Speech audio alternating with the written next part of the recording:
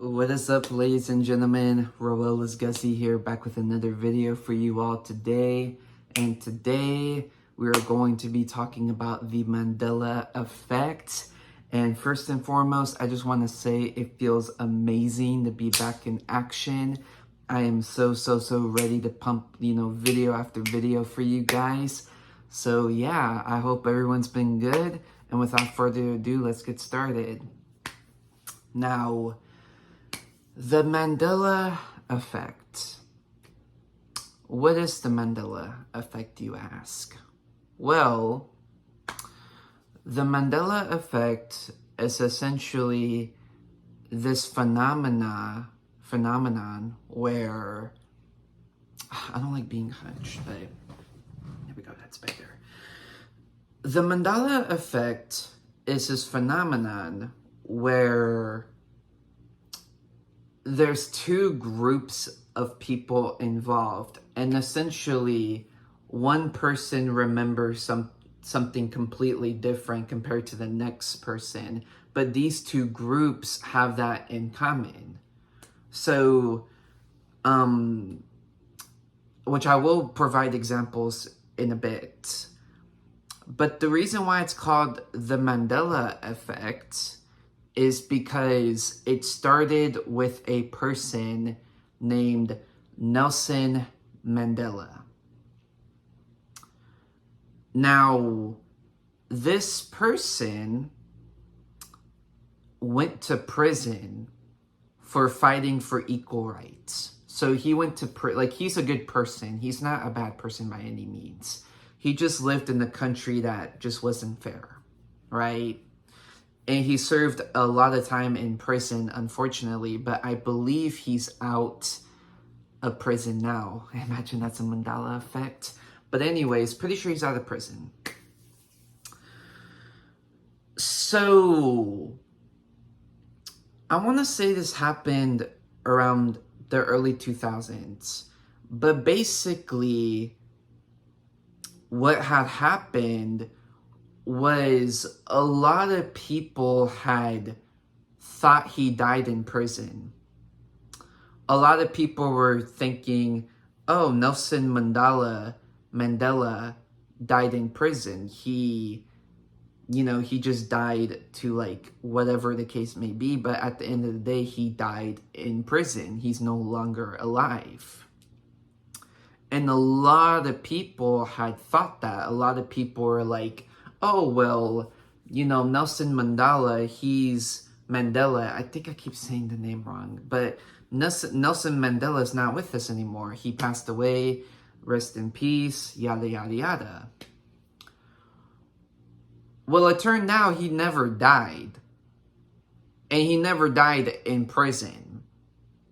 As a matter of fact, he was alive and well, but he was still in prison, but he was healthy. He was fine. So immediately that bamboozled a lot of people, because a lot of people were like, that's weird.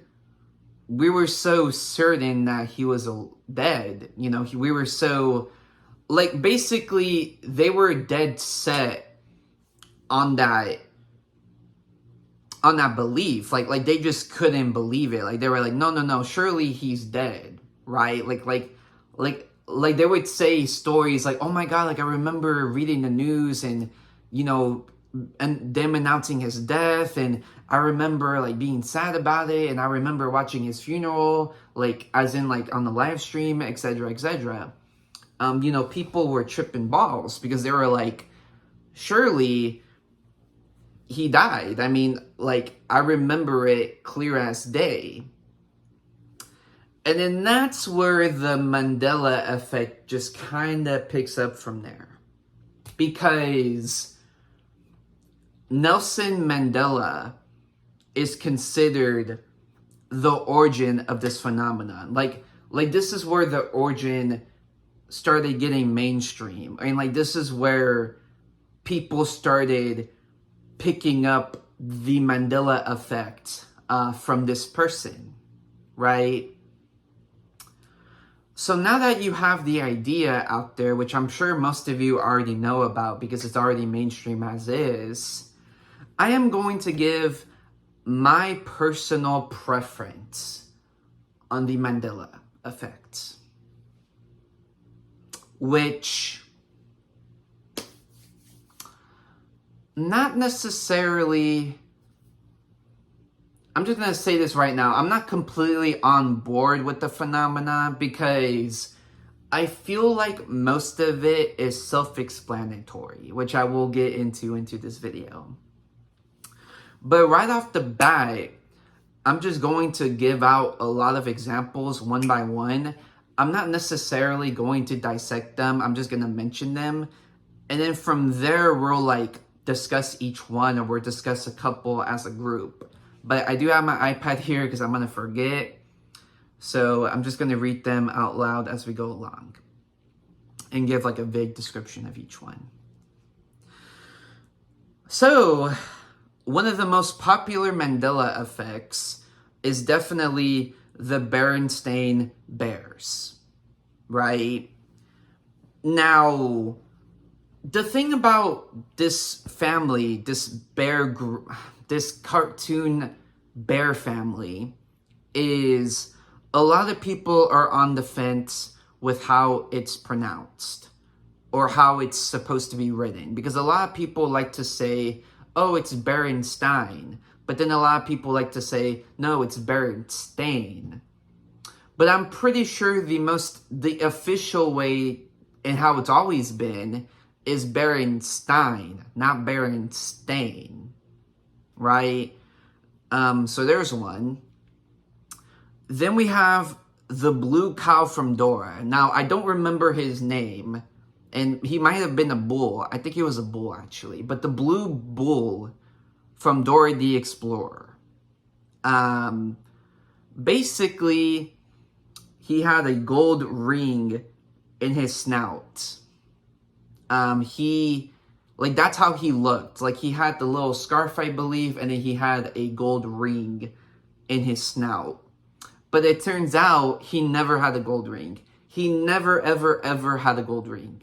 The gold ring was never there. He just had a normal looking face.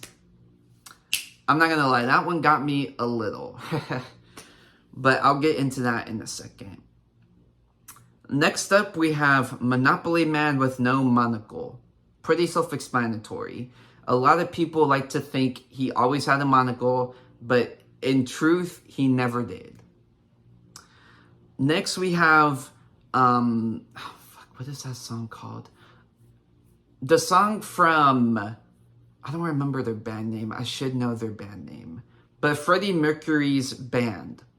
They made a really, really popular song called We Are the Champions. And the Mandela effect with this song is a lot of people remember the song ending off with, we are the champions of the world. But he never says that. Freddie Mercury never ends it off with, of the world. He just says, we are the champions, and that's it. Curious George doesn't have a tail, because a lot of people apparently remember him having a tail, but in all reality, he never had a tail. Jif Peanut Butter, a lot of people think it's spelt differently. I don't remember the exact spelling, but there you go. For bees, same thing. Froot Loops, same thing. A lot of people thought Froot Loops was F-R-O-O-T, but in reality, it was F-R-U-I-T, like the typical way to spell fruit. Which, I'm not gonna lie, that did bamboozle me a little, because I did kind of remember it being spelled as like kind of like a slang, like fruit, right? F-R-O-O-T. Looney Tunes, same thing. A lot of people thought Tunes was spelt with two O's because, you know, like cartoons. But in reality, it was just spelt like the normal way. T-U-N-E-S. And then the Fruit of the Loom logo. So, for those of you who don't know, the Fruit of the Loom logo has this fruit, or it has a basket of fruit rather, but the basket is like really odd. Like, it's not your neurotypical basket. It's like a cornupica or something along those lines. Well, it turns out the Fruit of the Loom logo actually never had a basket. It never had anything along those lines. It was literally just the fruit by itself. And I'm not gonna lie, that really stumped me. That is weird. That is weird. Another thing, of course, is also Chick-fil-A. A lot of people remember it being spelled correctly. Or like, no. A lot of people thought it was spelled like without the K. So people would spell it Chickfila. But in reality, Chick-fil-A has the correct spelling of chick, right?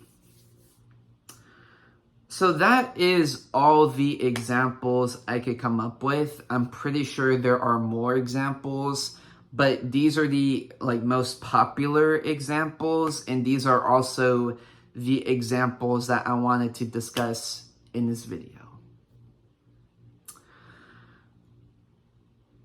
Now, do I fully believe the Mandela effect?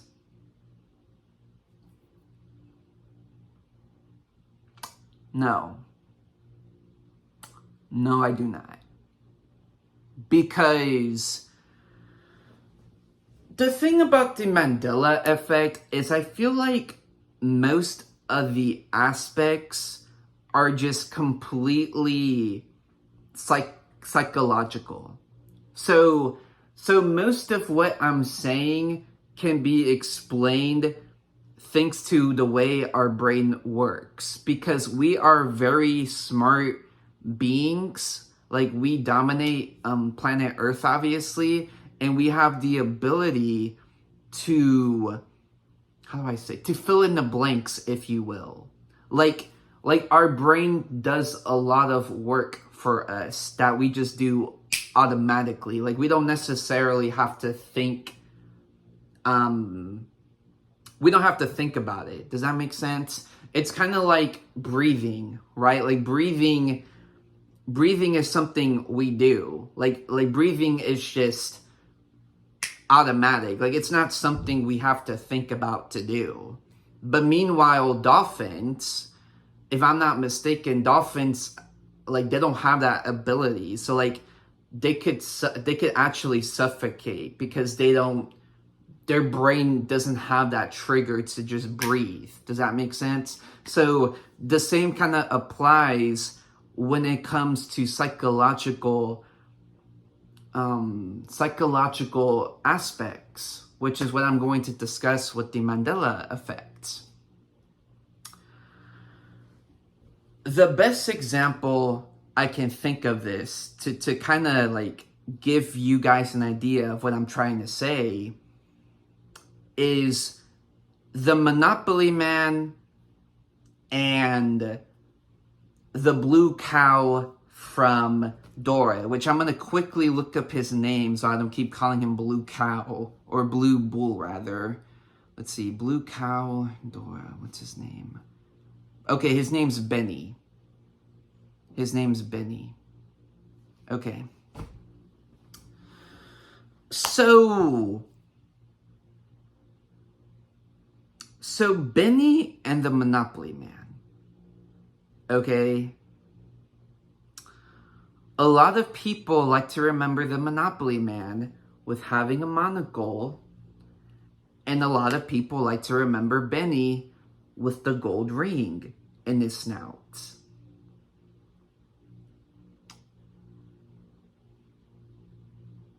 Now, while you think you may remember seeing them with those certain characteristics about their characters, because, I'm not gonna lie. Sometimes when I think about Dora, when I used to watch Dora, I kind of do remember him having the ring. I remember him having the ring on his snout.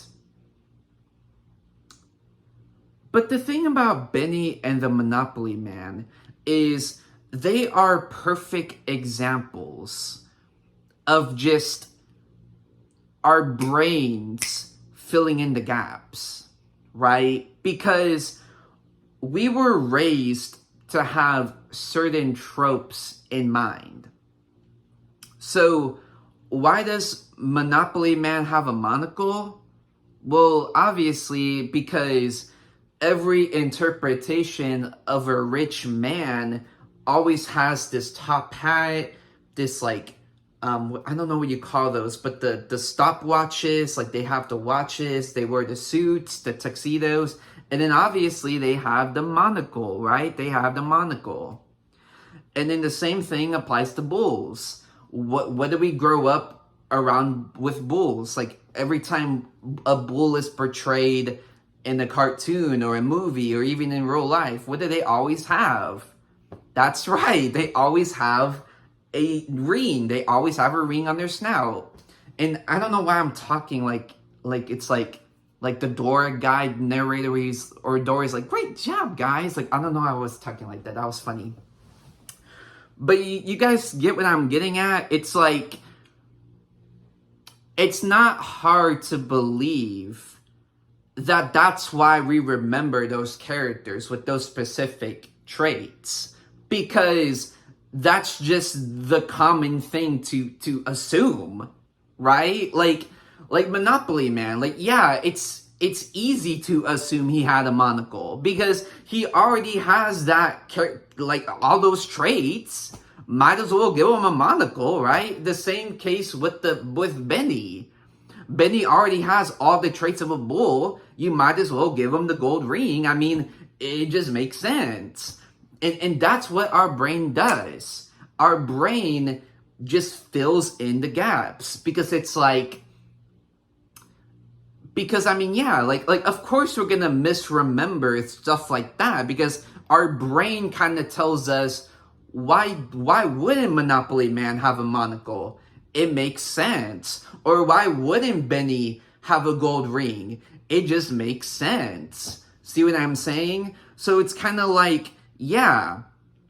And it's also really interesting because it's like we're so advanced that our brains have the ability to do that, which I think is just so cool. I find that extremely fascinating. I mean, I just think that's really, really cool in general.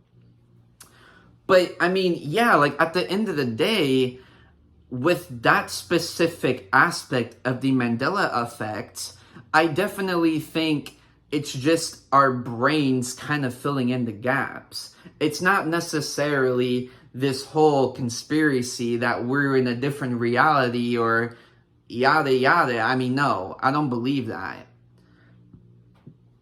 And to make it even more intriguing, Monopoly Man, if I'm not mistaken, Monopoly Man has had like certain artwork where he does have the monocle, officially. I could be wrong on that, but I'm pretty sure there have been aspects where Monopoly Man is drawn with the monocle, which I guess in a sense makes it official. But, you know, at the end of the day, yes, Monopoly Man was always drawn with no monocle. And Benny never had a gold ring. End of story. Now comes to the pronunciation and the spelling, which is less interesting. BerenstEin Bears, Looney Tunes, Febreze, well, it kind of does fall in the same sense of like Benny and Monopoly Man, but I do think it's just word of mouth with these certain Mandela effects. So Berenstain Bears is probably the right way to go about this. A lot of people have different cultures and they have different raising methods. I remember, like a quick funny story about me. My parents, every time they would say the word can't, C-A-N apostrophe T, they would always pronounce it as can't. Like, I can't do that. I can't. Like, they would say it like that. So naturally, I picked up on that. and I would say can't. I can't. And in junior high, I would play Xbox 360 with my buddies, and I think my friend like overheard like my friend like he had to comment on it, but like he wasn't being a douche, like he was just like joking about it, and he was like, you always say can't, right? Like you always say like can't, but it's pronounced can't. Like you do know that, right? And I was like, wait, what? And he was like, well, yeah, I don't blame you because like and on the mic I overhear your parents talking and they always say can't, so you must have got it from them. And I remember we laughed about it. But ever since he told me that, it opened my mind. And I was like, oh my God. My parents pronounce it wrong. Like, they don't say it right. So I remember, like, after my friend told me that, I started saying can't. Like, I started, like, saying it properly. Because I was like, because I kind of have this, like, philosophy where I want to talk, like, as proper or as sophisticated as possible. Like I want my diction to have as many former words as I can possibly have. But that's just a different story. But overall, you see what I'm getting at? Like that's my personal story, right? So when it comes to the BerenstEin Bears, the same ideology applies, because people have different families, they have different accents. So it's not hard to assume that a lot of people just simply mispronounced the name wrong, right? So like some people would say Berenstain, and that's just what they grew up with, like Berenstain. And the same case with Stein, which is the correct way, by the way. But, people would just grow up with Stein. So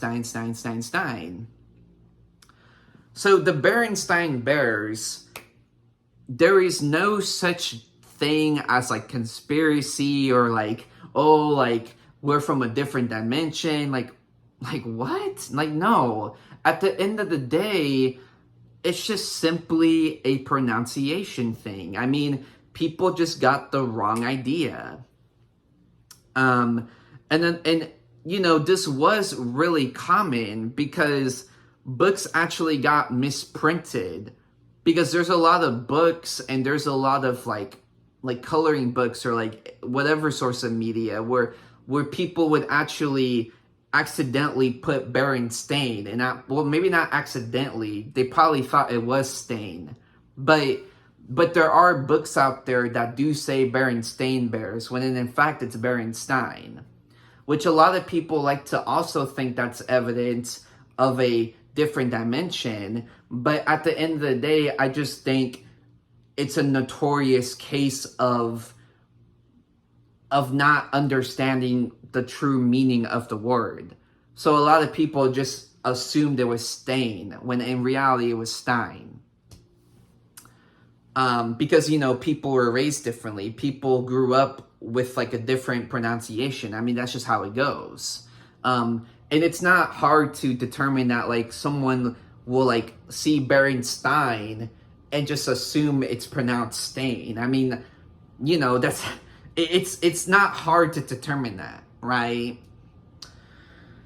So the same thing like just basically applies with Chick-fil-A, with Looney Tunes. Looney Tunes, it kind of does fall under like the Monopoly Man and the Benny situation, because I think it's just the thing with our brain again, where our brain assumes that, oh, it's it's it's a cartoon. Like, of course they're gonna like make tune spelt in a why do I keep losing my words? Like, they're gonna spell tune to play on the word cartoon, right? But in reality, they just spelled it like the normal way, Tunes. But I mean, yeah, like, of course people are gonna think that, because that's just how our brain works. Like, our brain is going to think that. Our brain is going to be like, well, yeah, Looney Tunes is a cartoon. It has tunes in the name. Why not make it Toons? It just makes sense, but obviously that's not reality, you know?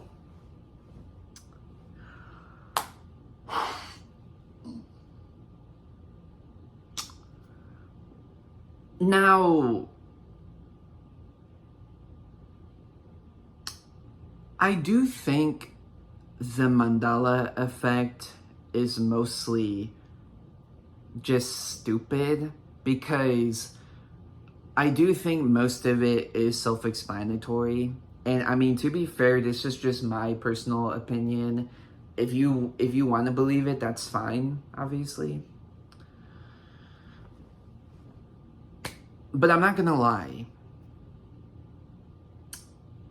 There are certain things about the Mandela effect that do kind of bamboozle me a little. To where I can't necessarily have a description in mind for these Mandela effects.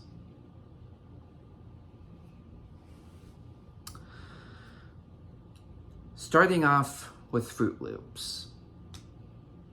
Now, Froot Loops is another spelling thing.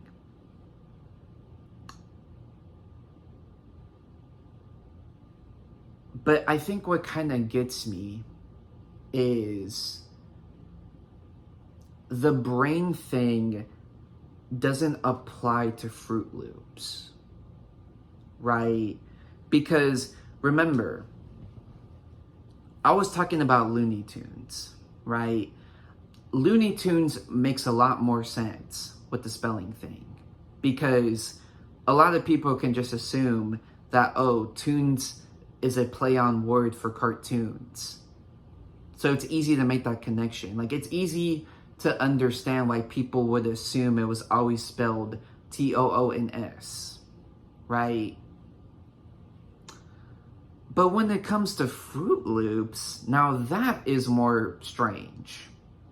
Because why does our brain trigger fruit as Froot?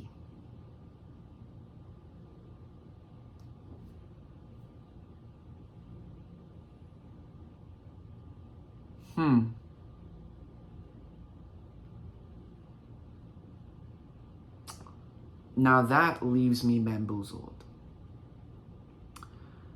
That is something I just cannot explain. And I vividly remember it being Froot. Like every time I think back to Froot Loops, like when I was a kid and when I was younger, I always remember the Froot. And the O's were specifically Froot Loops. Like they were like the O's were Froot Loops, like they were their cereal.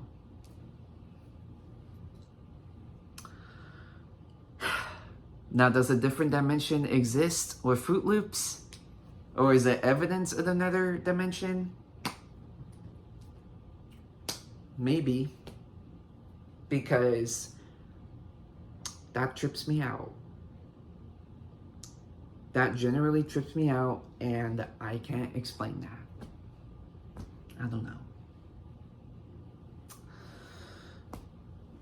Now, the other Mandela effect that really, really trips me out is the Fruit of the Loom logo.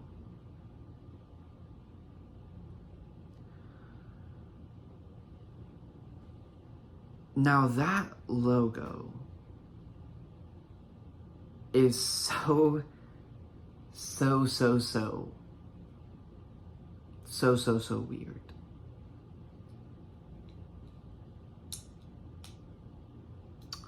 So a lot of people, including myself,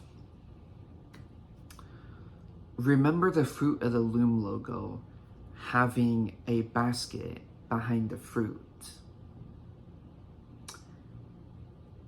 But the basket was always so weird looking. Like, it was obvious that it wasn't your neurotypical basket. Like, it wasn't just an average looking basket. Like this basket was a cornupica, right? Which, I don't know if I'm pronouncing it right, but at the end of the day, this basket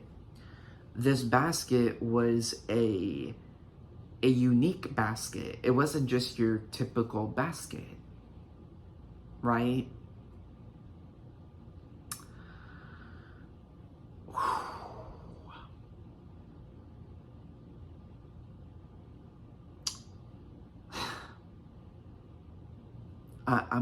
I'm just thinking about it because that's how much it trips me out.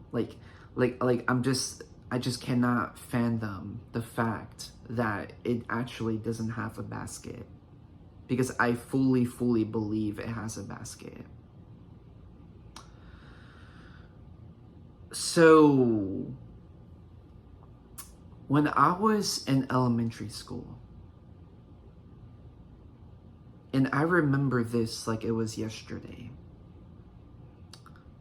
I was in first grade, and our teacher had an assignment to draw any logo that you wanted to. And I vividly remember wanting to choose a pretty, I don't want to say difficult, but I guess challenging logo, because like, for instance, I really loved Nintendo, I really loved Mario, I loved video games in general, and I loved all these cartoons and like superheroes and stuff. But I felt like all of that would have been too easy, because it's like, for instance, the Nintendo logo is literally just the words Nintendo with like an oval around it. Like, that's too easy. Or the Mario logo is, I don't even know, like, I think Mario has like multiple logos. It's either the mushroom, or it's like, you know, the letter M, or it's Super Mario. But yeah, those were obviously easy logos. So I wanted to pick a pretty difficult logo.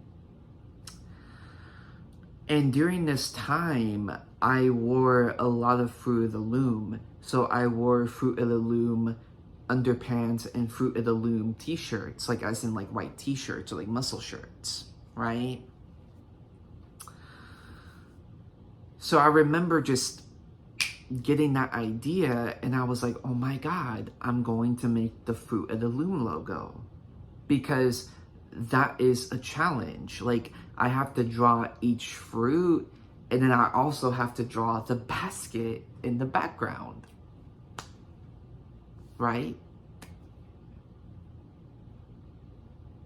So, oh my God, dude, this is crazy. I will never ever forget when I was drawing the logo. I remember specifically having a hard time drawing that basket.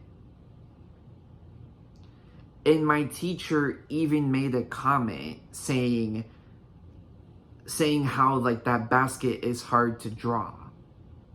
Like she was like, yeah, that basket is hard to draw, or something along those lines. Now that is crazy for two reasons. One, I was in first grade, so how do I say this? Like how would I have like distinctively remembered that the Fruit of the Loom logo had a basket? Does that make sense? Like, how was I going to make that up? Like, fuck, what am I trying to say? Like, I'm trying to say,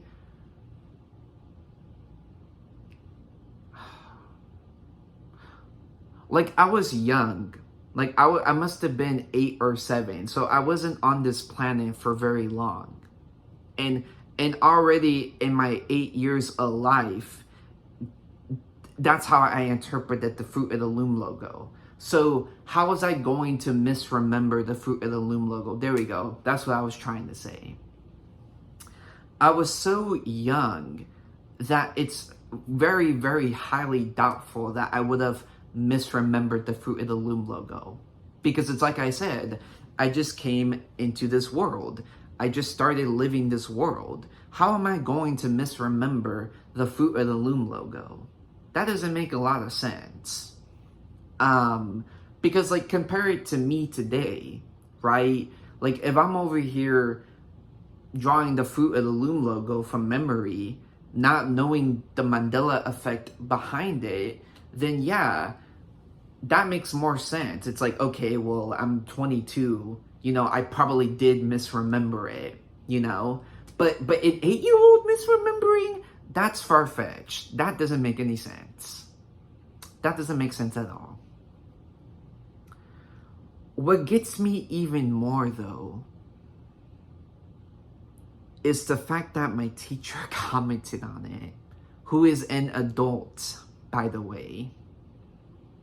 Because she could have been like, oh, that's wrong. Or, oh, there was never a basket to begin with. Like, and I mean, to be fair, maybe she was being nice.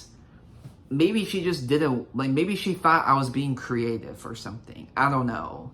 But I feel like she would have made a comment. Like, she would have been like, why are you drawing that basket? Or like, what are you doing? Like she would have been like, you're drawing the Fruit of the Loom logo. Like, why are you adding more to it? Like, you're supposed to replicate it. You see what I'm saying? But she didn't question it because she was like, oh, that's hard to do. Like, yeah, that basket is hard to draw.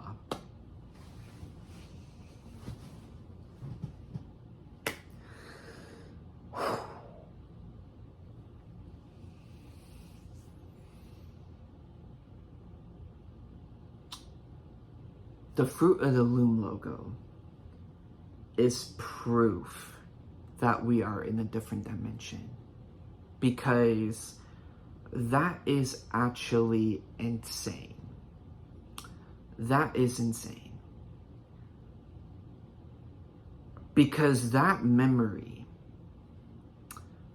is so rich in my brain. It's so vivid that it trips me out, because it's like, I know that logo had the cornupia, pica. I know that logo had the basket. I literally remember drawing it. And I remember specifically having a hard time drawing the basket. I mean, that is crazy. That is crazy.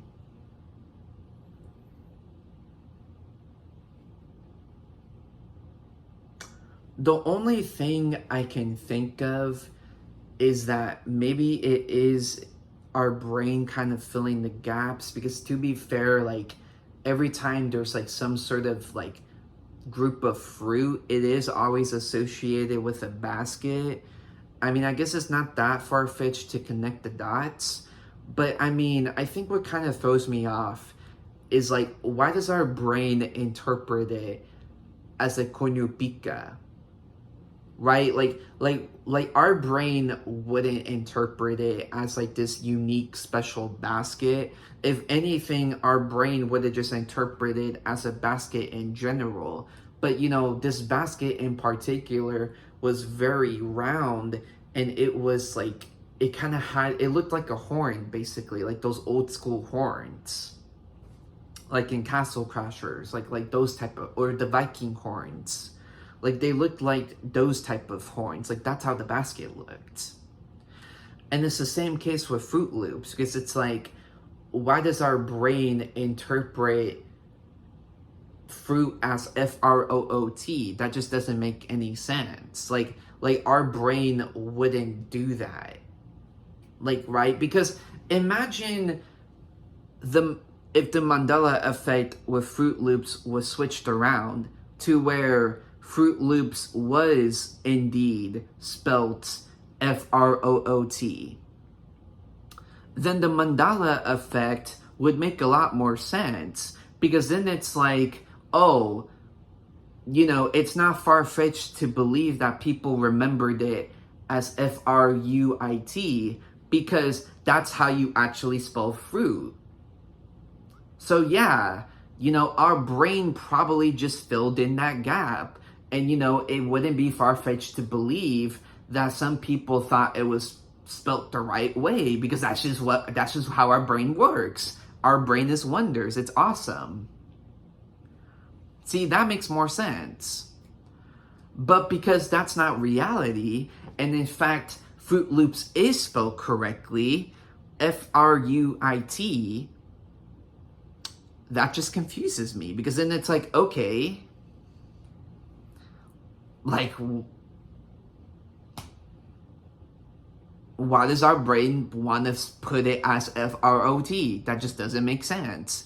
Which is why I do believe Froot Loops, that is weird. I do feel like there was something with Froot Loops, because I do remember it being F-R-O-O-T. And the O's specifically were Froot Loops. Yo. That is crazy. So at the end of the day, this is all my personal opinion, but I would like, you know, to hear your thoughts on the matter. What is your Mandela effect and why? Do you fully believe it or not? Do you agree or disagree with the things I said? Please let me know down in the comments below.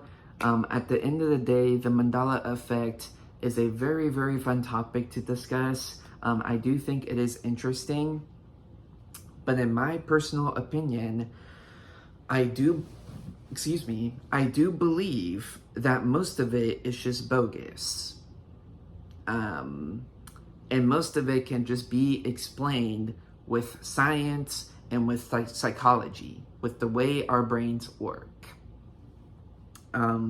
Because think about it. When you think about it in that aspect, the Mandela effect makes a lot more sense, and it's a lot less scary. It is a lot less scary. Like, Monopoly Man and Benny are perfect examples. Our brain just likes to interpret them, like they just like to fill in the gaps, basically. I mean, it's not that hard to believe. But yeah, ladies and gentlemen, that's going to be it for me. I hope you all liked this video, and if you did, please give it a thumbs up. Please subscribe, and I'm going to make more content like this, just interesting topics that come off at the top of my head. It is good to be back on YouTube, and yeah, y'all take care, stay safe, and God bless. Bye.